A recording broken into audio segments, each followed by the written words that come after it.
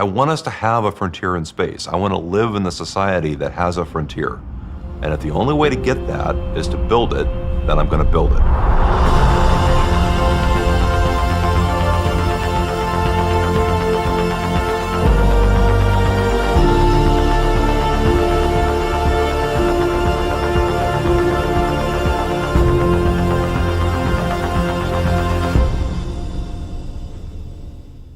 Out in the middle of the Mojave Desert, you will find the Mojave Spaceport. Right off the runway is a company called X-Core Aerospace, and they have a vision for what could be the world's first space airliner. This is Jeff Grayson, one of their co-founders. Like many born during the Apollo era, Jeff grew up believing that it was only a matter of time before mankind, spearheaded by NASA, would begin colonizing outer space. I don't ever remember not believing that there would be a frontier available to us in space. I don't ever remember not expecting that I'd get to work in it. There was this thing that we now call the space shuttle that was supposed to solve the space transportation problem. It is the worst disaster in the history of the American space program, and President Reagan has declared a week of mourning for the 7 astronauts who lost their lives on their way into space this morning.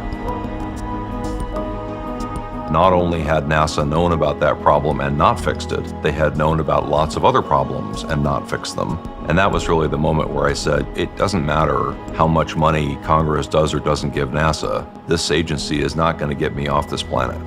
So I sat down and started writing business plans. The way to make money in space transportation is the way to make money in any other kind of transportation.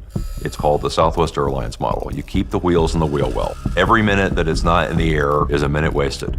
How fast can we fly? How quick can we turn it around? How few people can we take to turn it around? It was a really cool idea. But before they could go and get investors, they had to prove that they could actually build a spaceship. Year after year, they kept plugging away, showing the world that they knew rockets. Each success brought them a little bit closer towards their goal of building the spaceship that they're calling the Lynx Mark I. On average, NASA's shuttle traveled to space about 4 times a year. The Lynx is designed to go to space 4 times a day. We want transportation to and from orbit to be cheap, reliable, and frequent enough so that all of these things people dream about in space can actually happen. They can't happen right now because the cost is too high, the risk is too high, and you have to wait too long for your chance to fly. But because it can do it with such a small ship, and because we can fly that small ship so frequently, the cost of doing each flight gets to be very low. My son was probably 4 or 5 when he looked at me one night and said, "You know, Daddy, is it really true that they used to go to the moon when you were a boy?" It's really frightening that that question could even be asked.